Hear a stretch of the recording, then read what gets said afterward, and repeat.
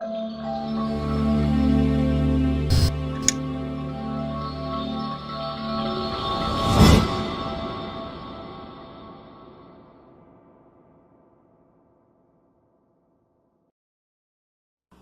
Samuel, capítulo de número 6, versículo de número 14, diz assim: Davi dançava com todas as suas forças diante do Senhor, e estava vestido ou cingido de uma estola ou de um manto de linho fino.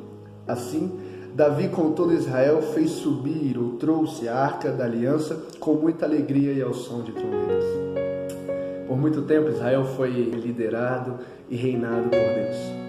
Só que os juízes da época de Samuel, o profeta, não queriam mais que Deus fosse o seu rei. Eles queriam um rei de carne, um rei que ele pudesse estar com ele presencialmente e que eles vissem, mesmo sabendo que Deus estava com eles, que Jeová estava com eles, protegendo-os, guardando-os, selando e dando ordens a eles através dos profetas.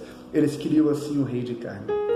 Só que aí veio o problema: o rei de carne ele é falho, mas Deus nos céus não tem falha alguma, ele é perfeito. O rei sendo de carne, no caso, o rei de Israel, chamado por nome de Saul, ele falha, ele desobedece o rei dos reis, ele desobedece a Deus. Ele começa a praticar coisas que não agradavam a Deus, começa a fazer coisas que não agradavam a Deus, e Deus então o rejeita. Deus o rejeita e vai buscar na casa de Jessé, um homem do campo, um menino chamado Davi, um dos seus filhos. Deus o unge a rei, ainda novo, ainda menino, por volta dos 17, 18 anos de idade, historiadores dizem. E Davi, ungido a rei ainda novo, depois de um tempo que já foi ungido a rei, ele ainda não reinava. Sim, ele era ungido a rei, mas ele ainda não reinava. A unção de rei estava sobre a vida dele, mas ele ainda não estava rei. Ele era rei, mas não estava rei. O ser é eterno, o estar é passageiro. Por exemplo, eu estou doente, mas não sou doente. O ser é eterno, o estar é passageiro. Então Davi era rei, mas não estava rei no momento.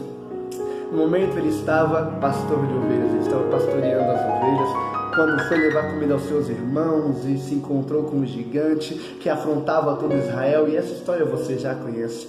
Mas depois que Saul desobedece a Deus, que Saul briga com os filisteus, Deus o rejeita.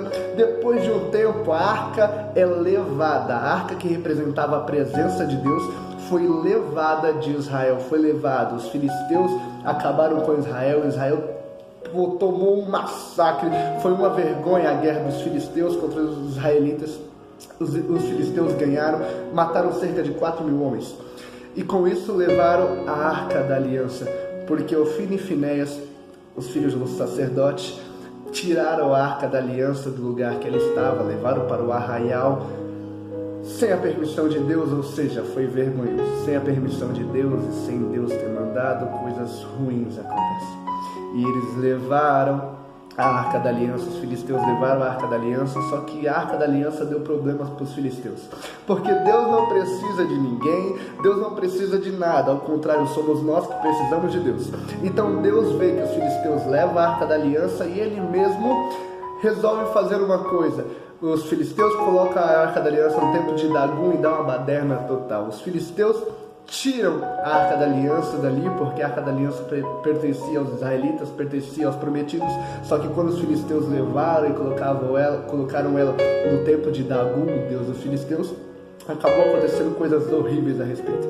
Então os filisteus tiram a arca do templo de Dagum, e os israelitas, Davi, depois de tomar o trono, ele percebe que ele tem tudo.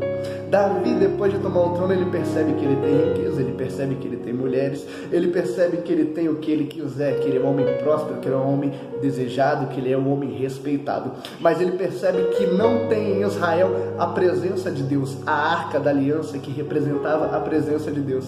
Então Davi faz uma coisa: eu vou lá buscar a aliança. Ele tentou buscar uma vez com carros de bois, mas não era esse o decreto. A lei de Deus era que somente os levitas levassem ou carregassem a arca.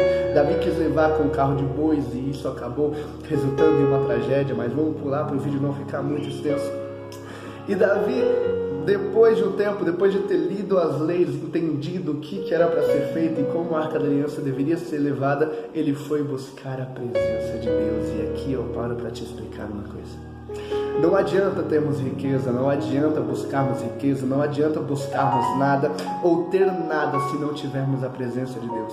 Davi, no seu capítulo de Salmos, no capítulo 53 do livro de Salmos, ele diz: Senhor, tira de mim tudo menos a tua presença. Senhor, renova em mim o espírito reto e inabalável. Senhor, eu tenho tudo, mas a tua presença, se eu não tiver ela, eu não vou ter nada. Retira tudo que eu tenho, Pai. Retira a minha riqueza, retira o meu reino, retira o meu trono, retira meus filhos, as minhas mulheres, mas não tira de mim a tua presença. Não arranca de mim a tua presença, porque Davi sabia que sem a presença de Deus, nada do que ele tinha valeria a pena. Nada do que nós temos sem a presença de Deus vale a pena. Eu quero te dizer, você pode ter carro, você pode ter fama, você pode ter seus sonhos, mas se a presença de Deus não estiver com você, você não tem absolutamente nada.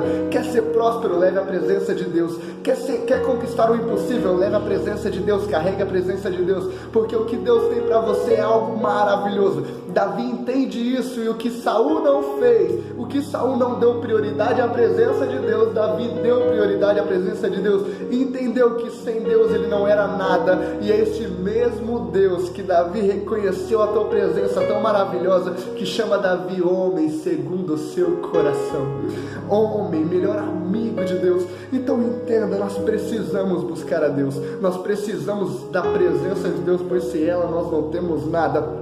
Quer fazer o que for, faça, mas faça com a presença de Deus. Dê valor à presença de Deus, pois sem ela nós não temos absolutamente nada. Então a palavra de Deus para você hoje é: seja feliz, mas seja feliz com a presença de Deus. Não vou te falar que está com Cristo é um mar de rosa, porque não é, mas com a presença de Deus é maravilhoso. Você passa aflição, você passa por problemas, mas você nunca está sozinho.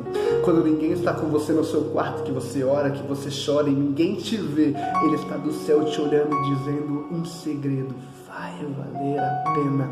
Cada segundo, cada minuto, tudo está nos controles da mão de Deus. Então faça o que for, mas não se esqueça